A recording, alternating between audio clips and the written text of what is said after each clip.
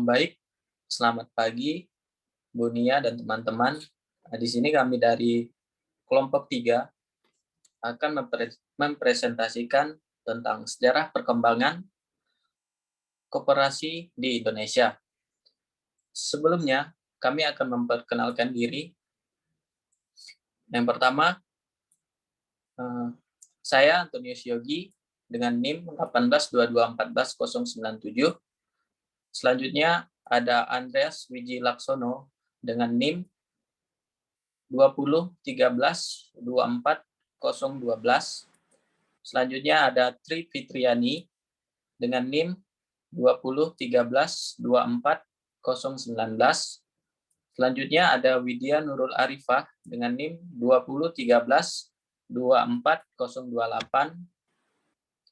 Dan yang terakhir ada Inok Murdaningsih dengan NIM 20132432.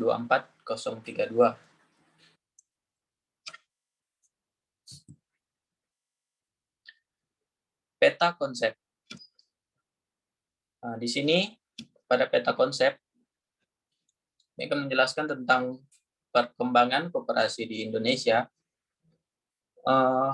Dibagi menjadi dua bagian A dan B. Bagian A yaitu tentang sejarah perkembangan koperasi di Indonesia, yang dimana dibagi menjadi 3 masa. Yang pertama masa Belanda, yang kedua masa Jepang, dan yang ketiga masa kemerdekaan. Dan yang B, perkembangan koperasi dari masa ke masa. Dibagi menjadi 3 orde. Yang pertama orde lama, kedua orde baru, dan 3 orde reformasi.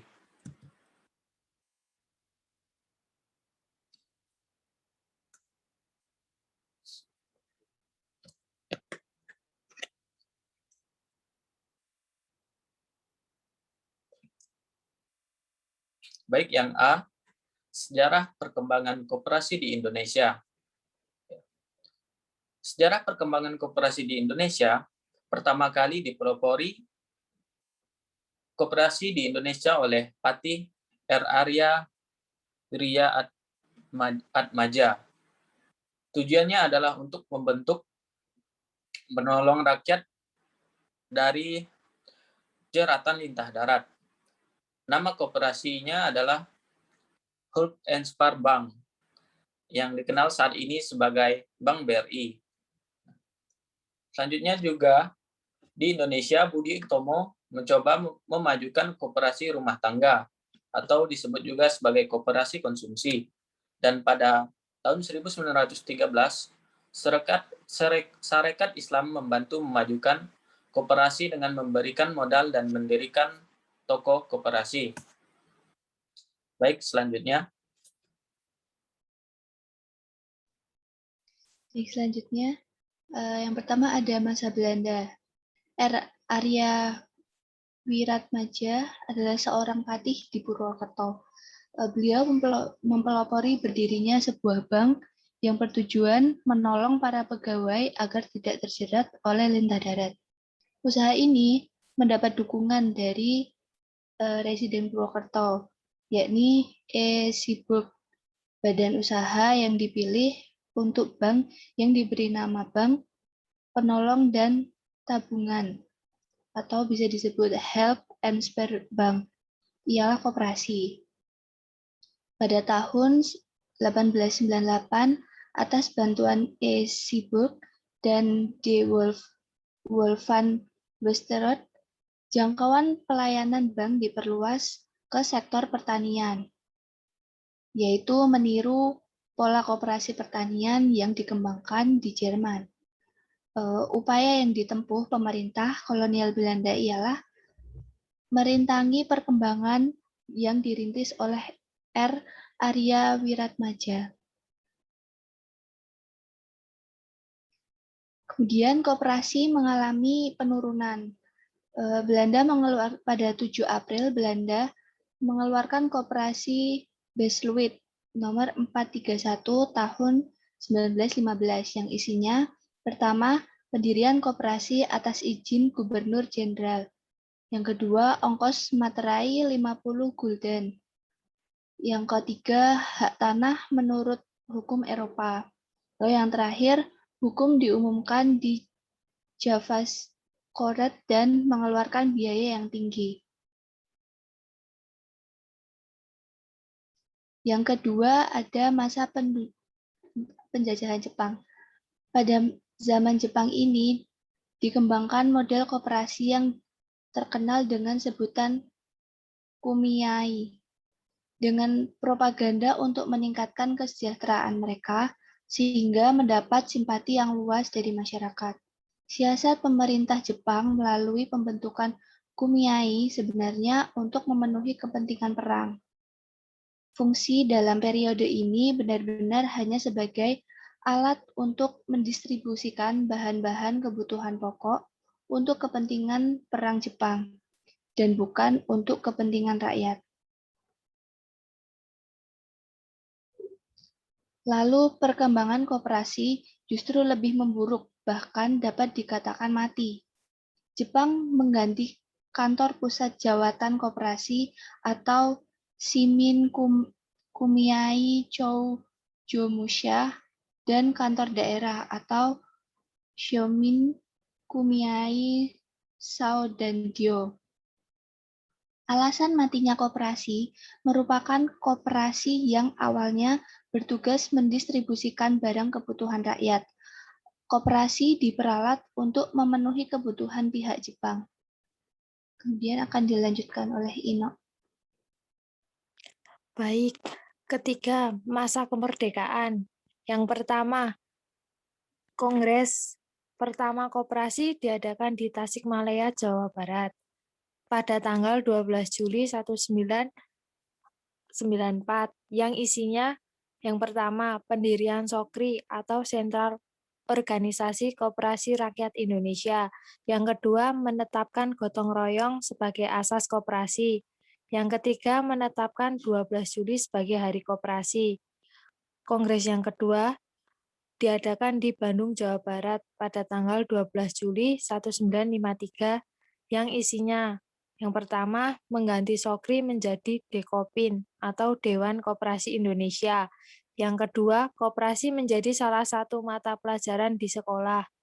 Yang ketiga, Bapak Muhammad Hatta sebagai Bapak Koperasi. Yang keempat, segera akan dibuat UU Koperasi baru.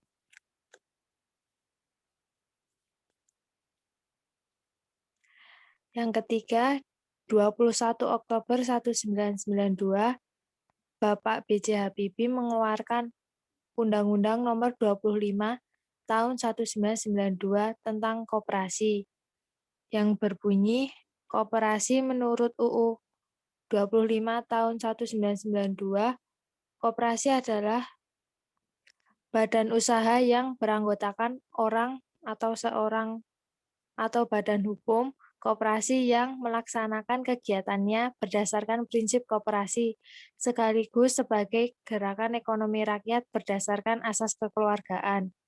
Koperasi mengalami perubahan signifikan dan perkembangan yang cukup baik. B. Perkembangan koperasi dari masa ke masa. 1. Perkembangan koperasi pada masa Orde Lama. Sejak masa kemerdekaan, koperasi di Indonesia mengalami suatu perkembangan yang lebih baik karena adanya dukungan dari pemerintah, terutama Dr. Andes Muhammad Hatta selaku Wakil Presiden. Setelah itu ditetapkannya undang-undang yang mengatur tentang perkoperasian, yaitu Pasal 33 UUD 1945 Ayat 1. Selanjutnya dilanjutkan oleh Fitri.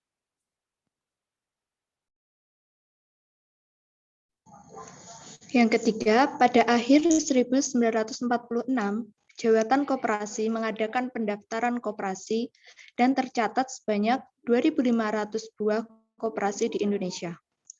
Pada tanggal 12 Juli 1947, diselenggarakan Kongres Koperasi yang pertama di Tasikmalaya, Jawa Barat. Dalam kongres tersebut menghasilkan keputusan antara lain terbentuknya Sentral Organisasi Koperasi Rakyat Indonesia atau SOKRI, dan menjadikan tanggal 12 Juli sebagai Hari Koperasi.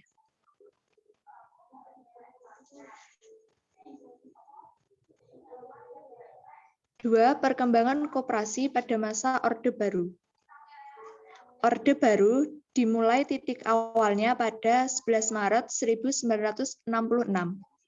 Segera setelah itu pada tanggal 18 Desember 1967 telah dilahirkan Undang-Undang Koperasi yang baru, yakni dikenal dengan UU Nomor 12 Tahun 1967 tentang pokok-pokok perkoperasian. Sebagai pengganti Undang-Undang Nomor 14 Tahun 1965 yang disahkan oleh Presiden Soeharto. Pada tahun 1969 disahkan Badan Hukum terhadap Badan Kesatuan Gerakan Koperasi Indonesia atau Girkopin.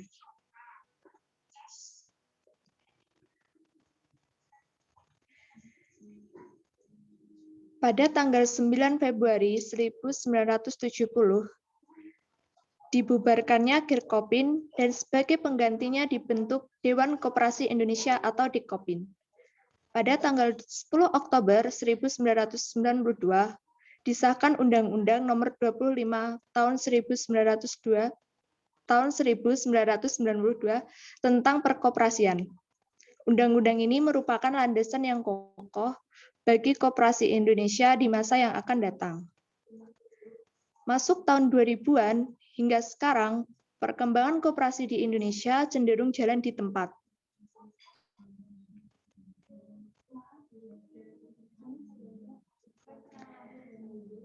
Yang ketiga, perkembangan koperasi pada masa Orde Reformasi.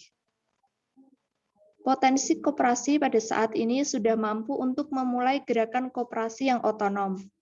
Namun, fokus bisnis koperasi harus diarahkan pada ciri universalitas kebutuhan yang tinggi, seperti jasa keuangan, pelayanan infrastruktur, serta pembelian bersama. Fungsi pusat koperasi jasa keuangan ini selain menjaga likuiditas, juga dapat memainkan peran pengawasan dan perbaikan manajemen hingga pengembangan sistem asuransi tabungan yang didapat diintegrasi dalam sistem asuransi secara internasional. Selanjutnya akan dijelaskan oleh Wiji. Baik, selanjutnya yaitu perkembangan jumlah koperasi di Indonesia selama 2008. Dalam 1 tahun terakhir, jumlah koperasi Indonesia bertambah sejumlah 126 unit.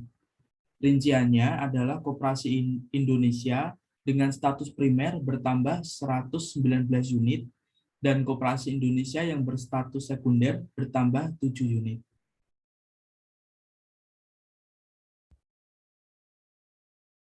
Lalu, total koperasi Indonesia primer tingkat nasional mencapai 873 unit, dan koperasi Indonesia sekunder menjadi 165 unit.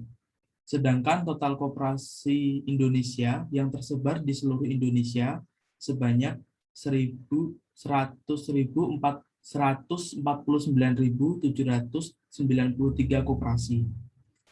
Lalu dari hasil klarifikasi dan peringkatan, jumlah koperasi Indonesia berkualitas di tahun 2008 mencapai 42.267 koperasi Indonesia.